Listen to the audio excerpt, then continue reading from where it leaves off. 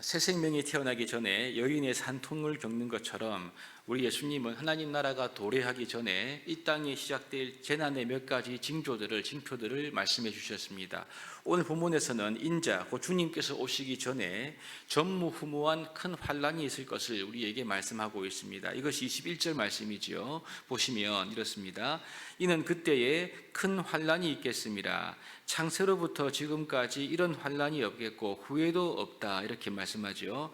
그럼 이 큰 환란이 있는 그때가 언제입니까? 보시면 15절에 기록되어 있는 대로 멸망에 가정한 것이 거룩한 곳에 선 것을 보는 바로 그때가 이 큰 환란이 있는 때임을 우리가 알 수 있습니다. 이 말씀은 다니엘서에 기록된 말씀을 인용한 것인데요, 예수님께서는 다니엘서의 말씀을 인용하여 말씀하실 뿐 그것이 어떤 것인지 구체적인 말씀은 하시지를 않으셨습니다. 하지만 이 말씀의 의미는 아마도 분명히 하나님을 향하여 신성을 모독하는 엄청난 사건이 일어날 것을 의미하는 것 같습니다. 이 말씀을 들었을 때 제자들은 분명히 신구약 중간기 때에 있었던 사건을 떠올렸을 것입니다. 안티오쿠스 에피파네스가 예루살렘 성전에서 이방 제사를 드리고 돼지로 제물을 드리는 사건이 발생하게 되었지요. 이 사건 때문에 결국 마카비 항쟁이 일어나게 되는 원인이 됩니다. 그러므로 제자들은 과거에 이런 역사에 견줄 만한, 즉 안티오피우스 에피파네스의 일을 견줄 만한 신성을 모독하는 일이 일어날 바로 그때가 큰 환란이 일어날 때라고 이렇게 이해했을 가능성이 매우 높겠지요. 실제로 많은 학자들은 이 말씀이 주 70년 로마의 군대가 예루살렘 성전을 공격해서 파괴했을 때, 이 황폐하게 만들었을 이때를 가리킨다고 주장합니다. 일리가 있는 말이지요. 당시 로마 장군 티투스의 군대가 성전 뜰에 우상을 세웠습니다. 당시 이 예루살렘은 말 그대로 큰 환란이었습니다. 여러분, 그렇습니다. 이렇게 예수님의 말씀은 제자들의 첫 번째 질문이었지 않습니까? 성전 파괴와 관련해서 그 뜻을 우리가 생각해 볼 수가 있습니다. 하지만 또 한 가지가 있죠. 제자들의 두 번째 질문에 대한 답변으로도 우리가 이것을 생각해 볼 수가 있겠습니다. 두 번째 질문은 주의 임하심과 세상 끝날에 있을 징조와 연관된 것이었습니다. 따라서 하나님을 향하여 신성을 모독했던 이 사건, 곧 과거의 안티오쿠스 에피파네스의 만행처럼, 혹은 주 70년에 있었던 로마 장군 티투스에 의해서 성전이 파괴되었던 것처럼 장차 하나님을 향하여 신성을 모독하는 사건과 더불어 주께서 임하시기 전에 큰 환란이 닥쳐오게 될 것이다. 우리 이렇게 말씀의 의미를 해석해 볼 수도 있을 것입니다. 그러므로 우리 주님께서는 그분의 백성들이 세상 끝에 주님께서 임하시기 전에 이런 큰 환란을 통과하게 될 거다, 이것을 지금 미리 예고하고 있는 것을 우리가 알 수 있습니다. 여러분, 그런데 이 환란의 강도를 보니까 굉장히 혹독하지요. 이때가 되면 반드시 이 환란을 피해야 된다라고 강조하고 있습니다. 이것이 16절부터 20절까지 급히 이 환란을 피하라, 이런 의미의 말씀을 쭉 하고 있는 것을 볼 수가 있습니다. 게다가 이러한 위기 상황이 오게 되면 사람들은 간절한 마음으로 이 땅에서 그들을 구원해 줄 메시아, 곧 그리스도를 찾을 것이다, 이렇게 예고하고 있고요. 그리스도가 여기 있다 혹은 저기 있다 뿐 아니라 거짓 그리스도가 일어나서, 거짓 선지자들이 일어나서 큰 표적과 기사를 행하면서 믿는 자들까지도 미혹하려고 하는 그러한 혼란스러움이 일어나게 된다. 한마디로 대혼란 그 자체인 거죠.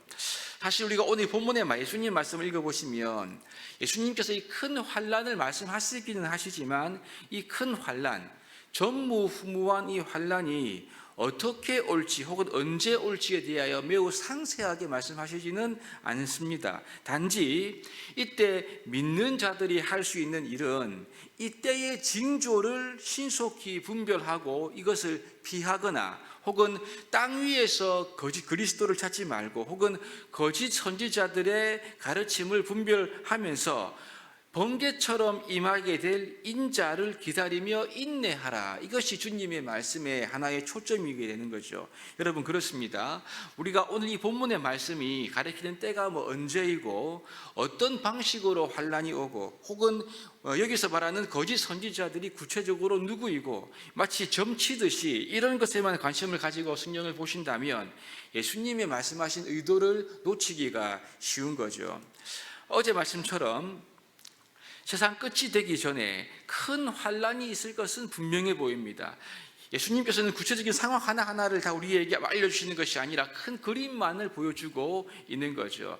이런 방식으로 말씀하셨던 이유는 앞으로 이 큰 환란을 만날 제자들이 그 상황을 객관적으로 인지하고 혼란스러운 상황 속에서 믿음이 흔들리거나 이리저리 떠밀리지 않기를 주님이 원하셨다. 이것을 우리가 알 수 있습니다. 우리 주님께서 원하신 것은 제자들이 어려운 상황 때문에 믿음이 흔들리는 것이 아니라 주님이 오시기 전에 환란 같은 상황이라 하더라도 믿음 위에 굳게 서서 번개처럼 갑자기 임하실 그 주님을 신실하게 기다리는 성도가 되기를 원하셨다는데 하나님 예수님의 의도가 있는 것입니다.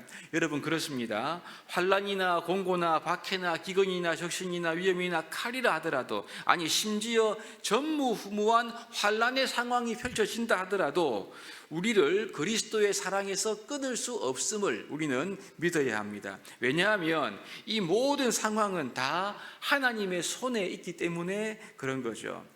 그리고 오늘 말씀 가운데 22절 말씀을 통하여 우리를 돌보시는 그 하나님을 붙잡을 수 있으면 좋겠습니다. 22절입니다. 그 날들을 감하지 아니하면 모든 육체가 구원을 얻지 못할 것이나 그러나 택하신 자들을 위하여 그 날들을 감하시리라. 하나님께서 그분의 택하신 백성들을 위해서 환난의 날을 줄여주신다는 의미로 말씀하고 있는 거죠. 이 말은 모든 상황이 다 하나님의 손안에 있다는 것을 우리에게 말씀해 주고 있습니다. 바울은 이 하나님에 대하여 이렇게 설명하지요. 감당치 못할 시험 당함을 허락하지 않으시는 하나님이시다. 더 나아가 시험 당할 때에 우리에게 피할 길을 내시는 하나님이시라고 우리에게 말씀하고 있습니다. 여러분, 우리가 믿는 하나님 바로 이런 분이기 때문에 세상 끝이 되고 그 어떤 상황이 펼쳐진다 하더라도 우리는 주를 믿는 그 믿음 안에서 인내할 수 있고요, 모든 상황 속에서 신실하게 주를 믿고 기다릴 수 있는 믿음의 삶을 살 수가 있는 것입니다. 이 새벽에 택하신 백성된 저와 여러분들이 모든 시험을 감당할 수 있는 힘을 주시는 그 하나님을 바라볼 수 있기를 바랍니다. 또한 피할 길을 내어주시는 우리 하나님을 의지하면서 상황을 뛰어넘는 믿음, 상황을 이기는 믿음, 상황에 흔들리지 않는 견고한 믿음 위에 서서 주님이 오심을 준비하고 우리의 일상의 삶을 믿음으로 살아가는 저와 여러분 될 수 있기를 주님의 이름으로 축복합니다.